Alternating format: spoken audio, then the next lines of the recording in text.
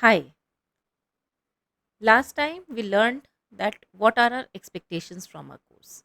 So now let's actually begin learning the things. First of all, what is IELTS? IELTS stand for International English Language Testing System. It is a globally recognized test which has been designed to assess the English language proficiency of non-native users. Now, what is the meaning of non-native users? Non-native users mean people who are living in countries where English is not the primary language. It is widely accepted by educational institutions, employers, immigration authorities, and professional bodies in English speaking countries like UK, New Zealand, Australia, and Canada. The main objective of IELTS is to evaluate whether you are able to speak English in everyday social context or even if it is for your migration, work, or study. An important tip to remember here is that the correct pronunciation is IELTS. So if you use variants like IELTS or any other form, that is incorrect. So let's be mindful of that. As mentioned, there are two types of IELTS exam: IELTS Academic and IELTS General Training. IELTS Academic are for those people who want to pursue higher education in English speaking countries, or they are going for some professional registration. Whereas if you are going for some migration purposes or some general training program, then IELTS general training would suffice. Later in this course, I will explain to you what is the difference between these two and how are these both similar. Now, an important question comes here, that why you need to take the IELTS exam. And please remember, you always take an exam. You never give an exam. You either write an exam or you either take an exam. Now let us understand why to take the IELTS exam. IELTS exam opens up various doors in terms of higher education, professional opportunities, immigration, and global recognition. In terms of higher education, if we talk about, most universities and colleges in the English speaking countries require your IELTS score for admission to both undergraduate and postgraduate programs. Having a valid IELTS score opens up various opportunities because many employers use the IELTS score as proof of English proficiency for job applications and career advancement. There are more than 10,000 organizations worldwide which are accepting your IELTS score, and so your school will be recognized globally. Sometimes immigration authorities, the governments of English speaking countries, use the IELTS score to assess the eligibility of the visa applicants.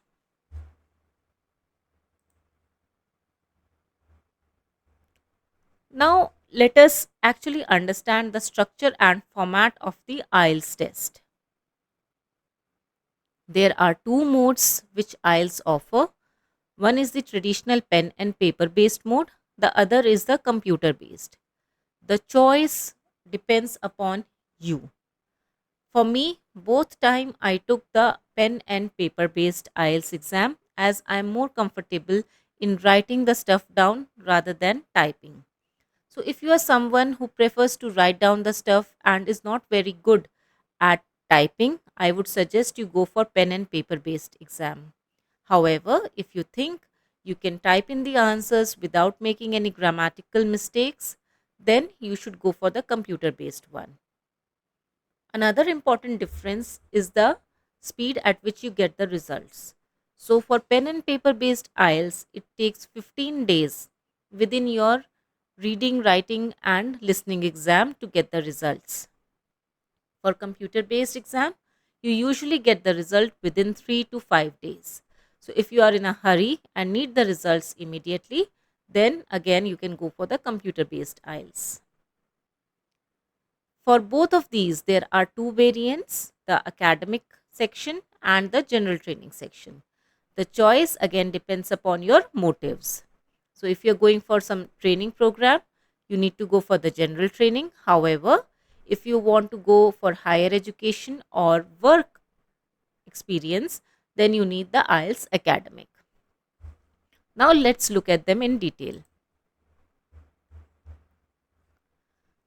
Both IELTS academic and IELTS general training have four sections, namely the speaking, reading, writing, and listening. The speaking exam usually takes place separately from your reading, writing, and listening exam. It takes place within 7 days of your reading, writing, and listening exam. That is, whenever you set your test date, within 7 days of that, you will receive the date for your speaking exam. The reading, writing, and listening exams are taken in one go or in one sitting, and they take approximately 2 hours and 40 minutes. Whereas the speaking exam almost takes about 15 to 20 minutes and takes place separately.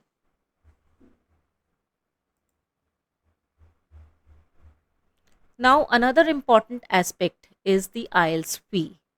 So, in this course, we will be focusing on the main two variants of IELTS, which are IELTS academic and IELTS general training. However, there are different kinds of IELTS. Let's explore them in brief. The IELTS on computer for UKVI is a government approved English language test for visa applicants to the UK. So it has the same format and content as the IELTS academic or general training. The only difference is that it can be taken only in specialized centers. The list of such centers would be available on the IELTS website. IELTS Life Skills is for individuals who need to prove their English speaking and listening skills at the Common European Framework of Reference and Languages, levels A1 or B1. It only assesses your speaking and listening skills. There is no reading or writing section. Another variant which IELTS has introduced is the IELTS One Skill Retake. If you are someone who is satisfied with the scores in three of the sections but feel that one section could have been better, then one skill retake is the answer. So, one skill retake allows the candidates to retake one section, either of these four sections, if they are not satisfied with their score. And you can take it within 60 days of your original test date, and it is available for both IELTS academic and general training. However, you can only take it for computer based exam, not for the pen and paper based. Moreover, it is available only in Australia, New Zealand, and UK, and not in any other country for the time being. In this course, like I mentioned, we will be concentrating on IELTS academic and IELTS general training. The fee for both is INR 17,000. You can easily check the fee for your local currency on the local IELTS website. This is the website for Indian candidates. You can get any other information easily on the IELTS website.